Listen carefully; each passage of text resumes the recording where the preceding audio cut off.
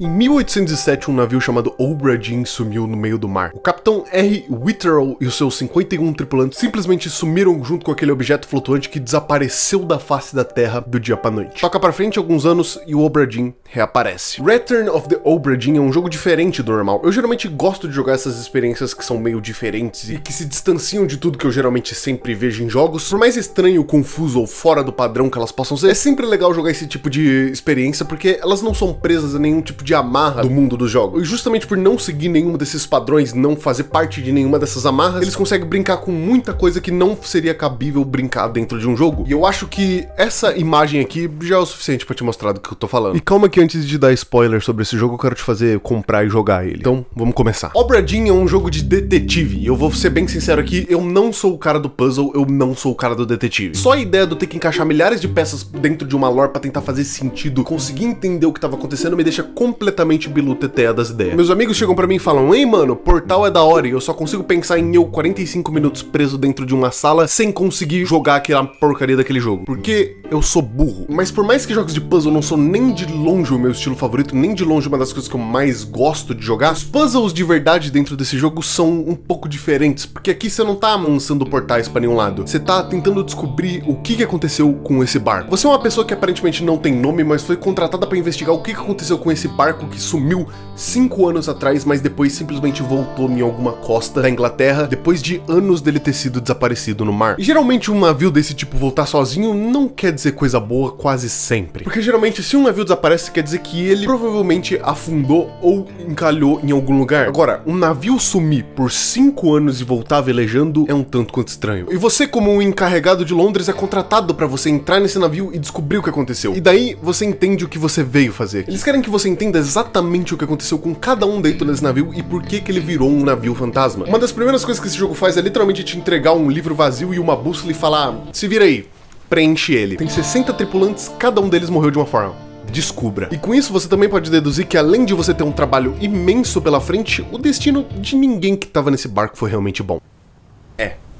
Era o esperado. À primeira vista é meio estranho você achar que esse navio tenha se tornado um navio fantasma, porque ele parece que tá intacto, apesar de coisas como, por exemplo, velas terem sido danificadas. Ele não parece que tem muito rastro de destruição, coisa que aconteceria se tivesse tido algum tipo de ataque, o que pode levar a gente a uma conclusão de que talvez tenha sido uma praga, talvez tenha sido algum tipo de doença que se alastrou pelo barco e limpou um por um. E agora é que o jogo vira de ponta cabeça. Você deve estar se perguntando aqui, como é que exatamente você vai descobrir o paradeiro de 60 pessoas que sumiram 5 anos atrás, sendo que o barco ele tá completamente limpo, não tem nem corpo largado por aí, pelo menos não muito. Bom, assim,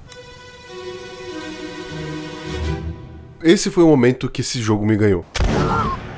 Aquele relógio que você ganha no começo do jogo tem um poder especial que não é explicado porque que tem, mas você consegue relembrar exatamente o momento que aquele corpo que tá no chão morreu. Memento mortem. Relembre a morte, entendeu? E a partir de agora é quando o seu trabalho de detetive realmente começa. Cada uma das 60 pessoas desse navio morreu de alguma forma e elas estão espalhadas pelo barco. Quanto mais você vai vendo cenas de assassinato, mais caminhos pra você acabar descobrindo onde outras pessoas acabaram morrendo dentro do jogo, o que pega aquela imagem inteira do barco limpo e transforma num completo lugar cheio de cadáveres. Toda vez que você entra na mente de uma pessoa que acabou de morrer, você tem uma série de informações que te ajudam a deduzir quem é essa pessoa. Você tem linhas de diálogo que explicam quais foram as últimas palavras daquela pessoa antes de morrer. Você tem uma informação de quantas pessoas estavam naquela cena e identificar quem eram exatamente quem estava naquela cena. Você só não tem o nome da pessoa. E esse jogo te dá muita dica, só que ele é tão esperto em esconder essas dicas que você pode ficar por horas andando pelo barco sem notar um pequeno detalhezinho que simplesmente descobre quem é a pessoa inteira. Eu gosto de como esse jogo pega com esse sentimento de você tá completando o jogo e tá chegando no final dele e meio que te entrega um jogo que não tem começo, nem meio, nem fim. Você pode começar por tudo quanto é canto, você pode terminar por tudo quanto é canto. Tudo vai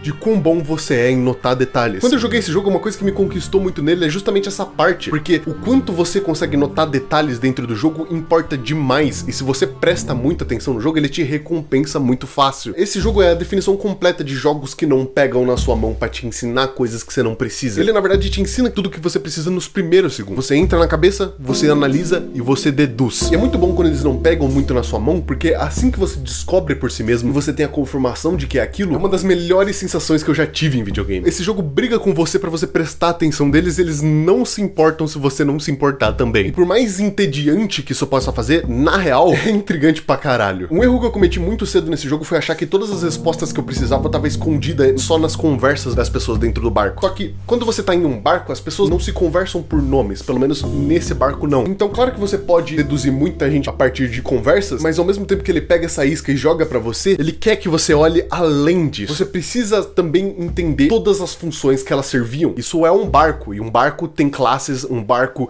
funciona como um barco. É esse tipo de coisa que me faz olhar pra Obra Dinn e pensar que ele é uma ideia muito mais genial do que as pessoas conseguem ver nele, porque ele precisa que você seja o detetive dentro do jogo e o detetive fora do jogo. Ele te pega e te estimula a usar os seus conhecimentos pra pesquisar e ir atrás de entender como exatamente as coisas funcionam. Ele é um jogo que não se comporta como um jogo. É isso que é a parada mais genial. Porque se você tirasse toda essa parte visual do 3D do jogo inteiro em si e te desse um livro de descrições, você conseguiria tirar as mesmas conclusões. Ele não se comporta como um jogo. Pelo menos não totalmente. É até estranho falar sobre um jogo como Obra Dinn, porque parece que por mais que a ideia dele seja monótona e sem realmente um ritmo certo, que é o que a gente espera de jogos hoje em dia, o que aconteceu com esse barco tá muito longe de ser monótono. Tá muito mais pra paranormal, na verdade. E pra você que não percebeu, é agora que começam os spoilers. Então, ou você larga esse vídeo imediatamente e vai jogar Obra Dinn, ou...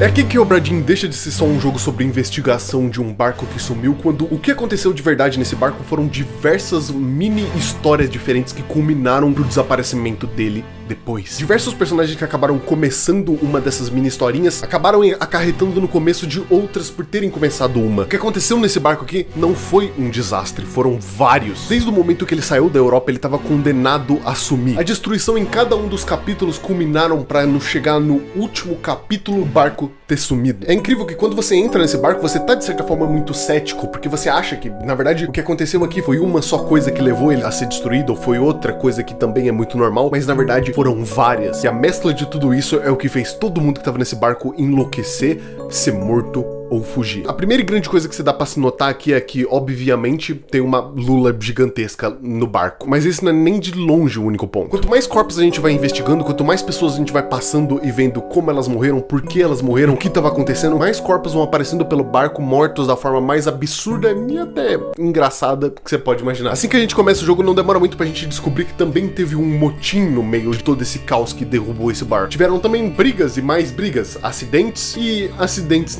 não tão acidentes. Um cara cagando, que morreu cagando, fugas, traições, assassinatos, execuções, um monte de coisa aconteceu nesse barco e cada uma dessas coisas foram culminando no eventual fim, o barco desaparecer. Mas indo atrás na história desse barco, o que realmente trouxe, que iniciou todo esse caos, foi um assassinato. Um dos oficiais do capitão matou outro tripulante que estava dentro do navio e colocou culpa em um dos passageiros que estava nele, o que resultou no passageiro sendo executado, e tudo isso só foi feito para botar as mãos numa arca. O jogo não chega a explicar muito bem o porquê que essa arca existe, qual que é a finalidade dela na história, mas o que tá dentro da arca é praticamente o que causou isso tudo. Conchas.